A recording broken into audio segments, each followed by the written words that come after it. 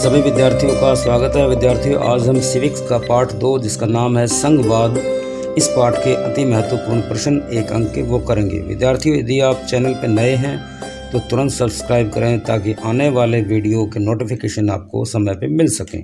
तो आइए शुरू करते हैं। पहला प्रश्न, एकात्मक सरकार क्या होती है? एक उदाहरण दें। आंसर है वह सरकार जो केंद्र व राज्यों दोनों के लिए कानून बनाए तथा उन पर नियंत्रण रखे, एकात्मक सरकार कहलाती है, जैसा कि श्रीलंका। नेक्स्ट, 1993 तक बेल्जियम सरकार ने वहां के संविधान में कितने संशोधन किए? आंसर 4 संशोधन किए। नेक्स्ट, किस सूची के विषयों पर दोनों सरकारें कानून बना सकती है? आंसर है समवर्ती सूची के विषयों पर।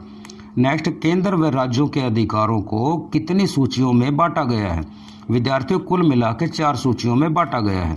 संघ सूची, राज्य सूची, समवर्ती सूची व बाकी बचे हुए विषय।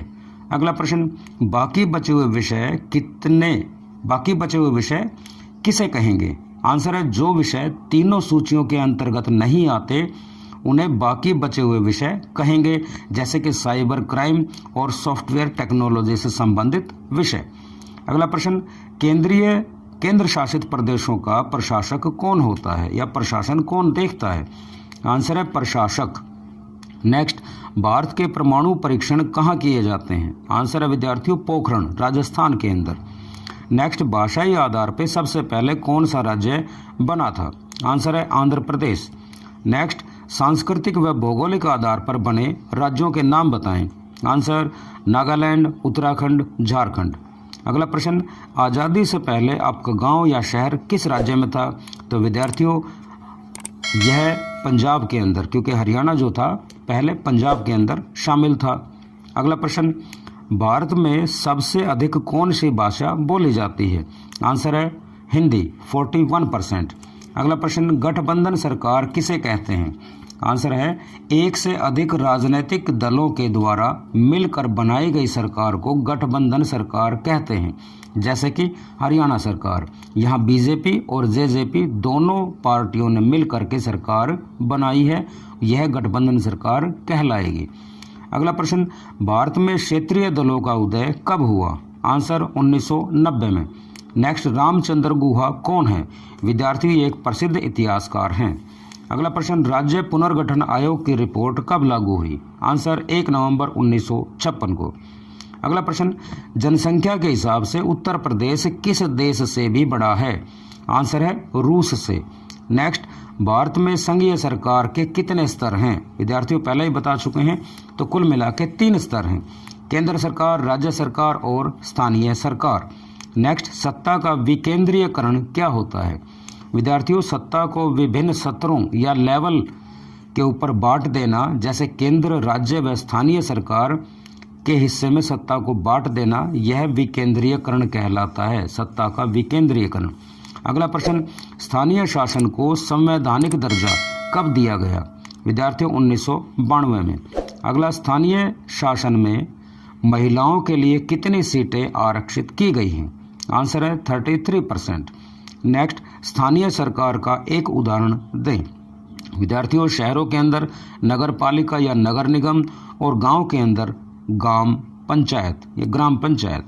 नेक्स्ट, गांव की पंचायत का बजट पास करने के लिए पंचायत को कितनी बैठकें करनी आवश्यक हैं? तो विद्यार्थियों एक साल में कम से कम 2 या 3 बैठकें करनी आवश्यक हैं। अगला प्रश्न, पोर्तो एलेग्रे किस देश में है? आंसर है ब्राज़ील में। अगला प्रश्न, सामान्यतया संघीय सरकार में कितने स्तर होते हैं? कुल मिला के विद्यार्थियों 2 स्तर होते हैं, केंद्र व राज्य, जैसा कि हमने बेल्जियम के अंदर देखा था। अगला प्रश्न, 2 या अधिक स्वतंत्र देशों को मिला करके बनाए गए देश का उदाहरण बताएं। तो विद्यार्थियों ऑस्ट्रेलिया, अमेरिका, स्विट्जरलैंड, ये एग्जाम्पल हैं। अगला प्रश्न, 22 भाषाओं को किस अनुसूची में रखा गया है? विद्यार्थियों 8वीं अनुसूची में भाषाओं को रखा गया है। अगला प्रश्न, संघ सूची में कितने विषय शामिल हैं? आंसर 97।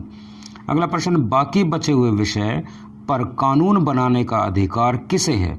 तो विद्यार्थियों केंद्र सरकार जो है बाकी बचे हुए विषय पे कानून बनाती है।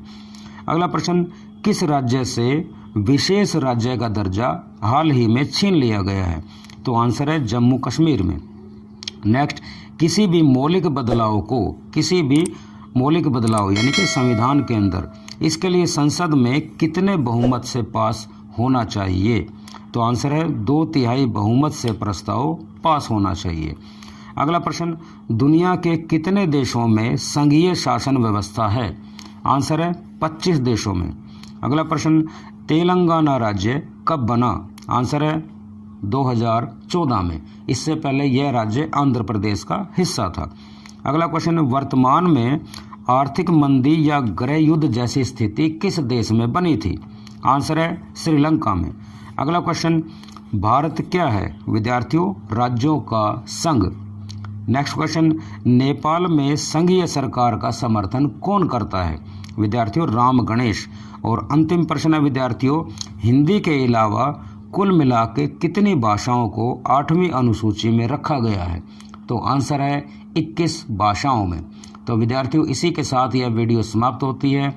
आप इस वीडियो को ज़्यादा से ज़्यादा शेयर करें और सब्सक्राइब करें। धन्यवाद।